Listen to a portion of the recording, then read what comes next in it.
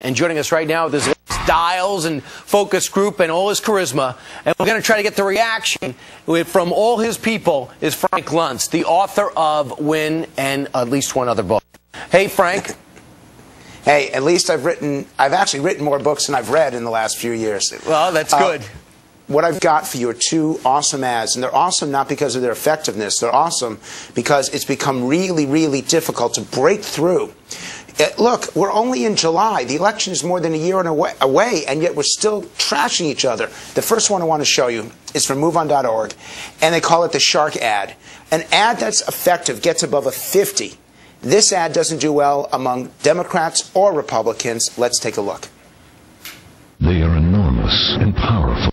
They prey on our weaknesses, trying to separate the healthy from the sick. Their strategy is to confuse and exhaust their victims, and they kill people each year by denying coverage while profiting billions. During Shark Week, let's take on the real predators.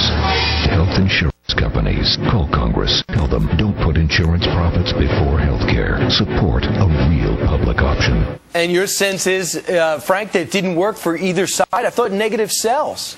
No, the negative people pay attention to. They'll listen to it for a bit, but we've now, it's almost like penicillin, that we've now become resistant to it. If it starts negative, we're not going to pay attention. And that ad, the voice is negative, the music behind is negative, the visuals are meant to be frightening. What happens is, people in 5 seconds, that ad is a failure. And it's supposed to want us to want a real affordable public option, but I don't necessarily think it worked. All right, you have another ad.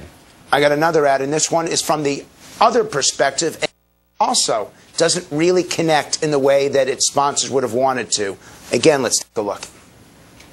The United States borrows $4 billion every single day. Already $14 trillion in debt. But instead of cutting up Washington's credit card, Kate Marshall would raise Obama's debt limit without spending cuts. At this point, I'm going to have to raise that debt ceiling. Yep, that's Kate Marshall.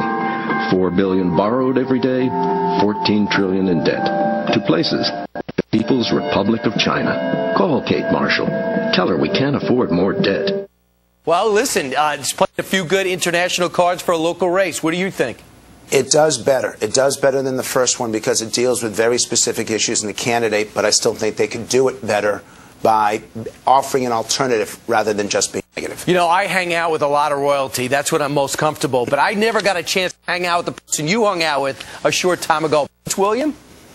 Yes, the opportunity to meet him in L.A. and present him with the newspaper of the birth of his father. And Brian, it was remarkable to me. He looks at the newspaper, and I don't know if you got that footage there, but yeah, we did. He looks at the newspaper, and he actually is shocked at how beautiful, in fact, you can see right there, how beautiful his grandmother, the Queen, looks. And it stunned him. He's a very nice man. He's very well-spoken, very soft-spoken. This guy is going to make an excellent king, and he's going to impress the world someday.